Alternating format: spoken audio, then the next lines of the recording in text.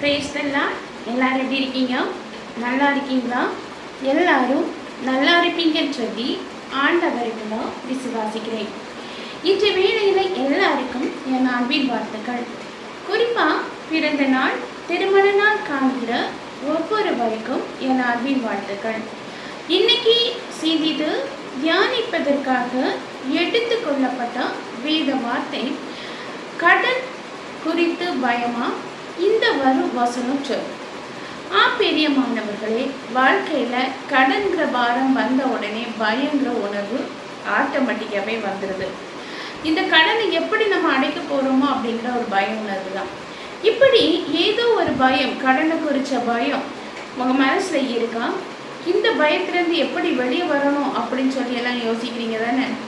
பாருங்க, உங்க கடன் பயம் எதனால வருது அப்படின்னு சொல்லி முதல்ல பார்த்துக்கலாமா?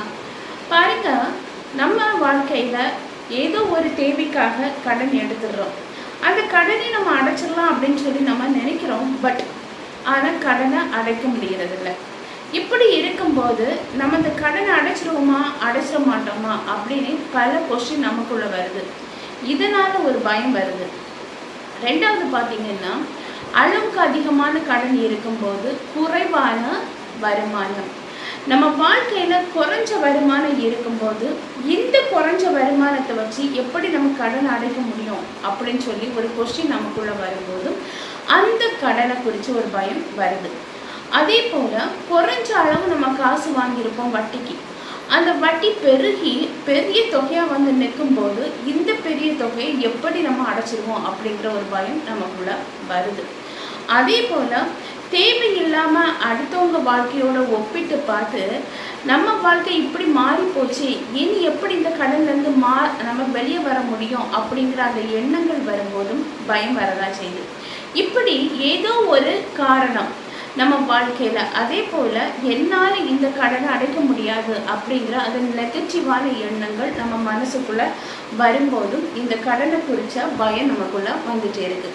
இப்படி ஏதோ ஒரு விதத்துல பயம் வந்துச்சுன்னா ராத்திரி வேளையில ஒழுங்கா தூங்க மாட்டோம்.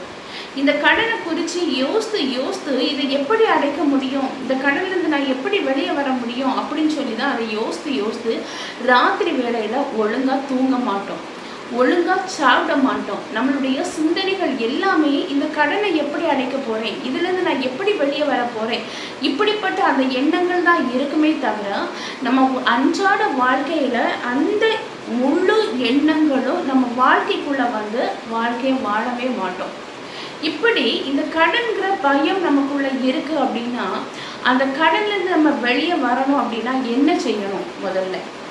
முதல்ல தன்னம்பிக்கை நமக்குள்ள வேணும். ரெண்டாவது, ஆண்டவர் மீது விசுவாசம் வைக்கணும்.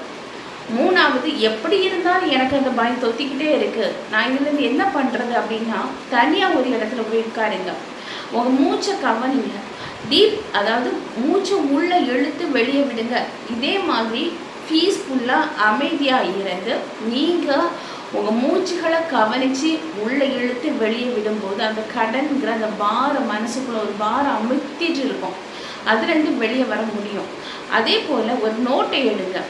ஆண்டவர் சமூகத்தில் அந்த கடனை தெரியப்படுத்திட்டு, ஏசப்பா எனக்கு என்னென்ன கடன் இருக்குது, இதுலேருந்து எனக்கு வெளியே வர நீங்கள் கிருபை பாராட்டுங்க அப்படின்னு சொல்லி அந்த டைரியோ இல்லைன்னா நோட்டுலையோ அந்த கடனை குறித்து நீங்கள் எழுதுங்க.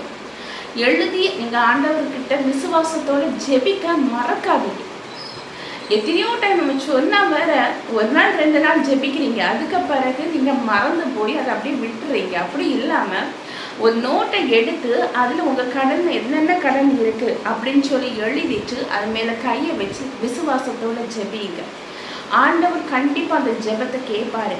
விசுவாசம் உள்ள ஜெபத்தை ஆண்டவர் கேட்டு உங்கள் வாழ்க்கையில் கடன்கிற அந்த பிரச்சனையிலேருந்து ஒரு முழு விடுதலை தர்றது மட்டும் இல்லாமல் அந்த பயத்திலேருந்து வெளியே வர ஆண்டவர் கிருபை பாராட்டுவார். அதே போல் அந்த கடன் பயத்திலேருந்து வெளியே வரணும் அப்படின்னு சொல்லி விரும்புகிறவங்க இந்த வசனம் இது உங்களுக்கானது அப்படின்னு சொல்லி விசுவாசத்தோடு நீங்கள் இதை ஜபிக்கும் போது குறிப்பாக அதிகாலை வேளையில் இந்த வசனத்தை சொல்லி நீங்கள் ஜபிக்கும்போது நிச்சயமாக உங்கள் கடன் சுமை என்கிற ஒரு பயம் கலந்த அந்த பயத்திலிருந்து நீங்கள் வெளியே வருவீங்க. சரியா? இப்போ அந்த வசனம் என்ன அப்படின்னு சொல்லி பார்க்கலாமா? பைபிள்ல மத்தேயு 11வது அதிகாரம் 28வது வசனத்தை எடுத்து நம்ம படிக்கும் போது, வருத்தப்பட்டு பாரம் சுமக்கிறவர்களே, நீங்கள் எல்லாரும் என்னிடத்தில் வாருங்கள், நான் உங்களுக்கு இளைப்பாறுதல் தருவேன். ஆமீன், ஹல்லேலூயா. ஆண்டவர் நம்ம ஏதோ ஒரு வருத்தம், குறிப்பா கடன்கிற பாரம், அதன் நிமித்தமாக உள்ள வருத்தம், இப்படி கடன் பாரத்து நிமித்தமாக வருத்தத்தோட இருந்து அந்த பாரத்தை சுமந்திருக்கிற நீங்கள் எல்லாரும், நம்ம எல்லாரும் யாருகிட்ட போகணுமா? ஆண்டவராகிய இயேசு கிறிஸ்துட்ட போகணுமா?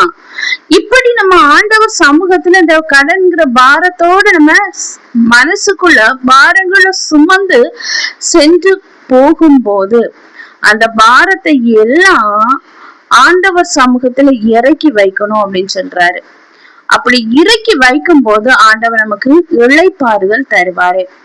வாழ்க்கையில கடனை குறிச்ச கவலையில இருந்து வெளியே வரணும் அப்படின்னா நம்ம மனசுல இருக்கிற அந்த கடனை குறிச்ச உள்ள பயம், அந்த பாரம் எல்லாம் ஆண்டவர் சமூகத்துல இறக்கி வைக்கணும்.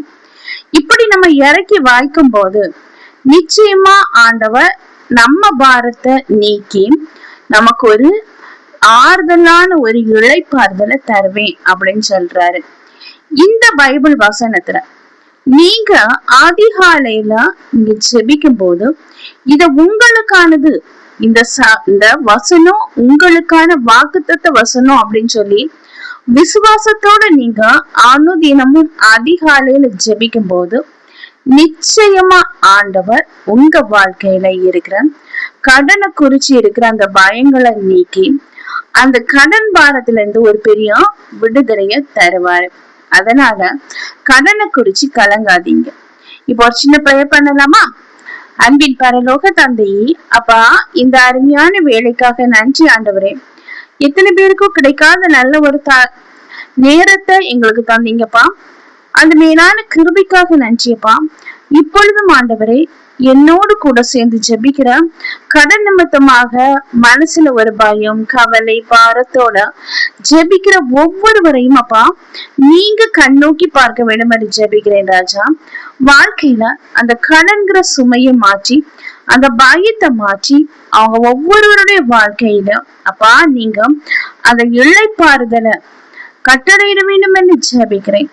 ஆறுதலின் தேவன் ஆண்டவரை, நீங்க ஒவ்வொருவருடைய வாழ்க்கையில இருக்கிற அந்த பிரச்சனையை மாற்றி ஒரு பெரிய ஆறுதலை கொடுத்து, வாழ்க்கையில ஒரு பெரிய கடன்கிற சுமையில இருந்து ஒரு பெரிய விடுதலை கொடுத்து அற்புதம் செய்ய வேண்டும் என்று ஜெபிக்கிறேன். ஒவ்வொருவரையும் அப்பா தாழ்த்தி உம்முடைய கரத்தில் தருகிறேன். நீங்க பொறுப்படுத்தி வழி நடத்தி செல்லுங்க. மீட்பர் இயேசுவின் மூலம் ஜெபம் கேளும் அன்பு நிறைந்த பரம தந்தையே, ஆமீன், ஆமீன். கர்த்தர் உங்க ஜெபத்தை கேட்டு இருக்கிறாரு. நிச்சயமா ஆண்டவர் உங்க வாழ்க்கையில இருக்கிற கடனை குறிச்சு இருக்கிற அந்த பயத்தை நீக்குவாரு. இந்த வசனங்களை உங்களுக்கு உரியது அப்படின்னு சொல்லி, உங்களுக்கான வாக்குத்தத்தம் வசனம் அப்படின்னு சொல்லி நீங்க விசுவாசத்தோட ஜெபிக்கும் போது ஆண்டவர் நிச்சயமா உங்க வாழ்க்கையில அற்புதத்தை செய்வாரு. கர்த்ததாமே இவ்வார்த்தைகளை ஆசீர்வதிப்பாராக. ஆமீன், ஆமீன், ஹல்லேலூயா.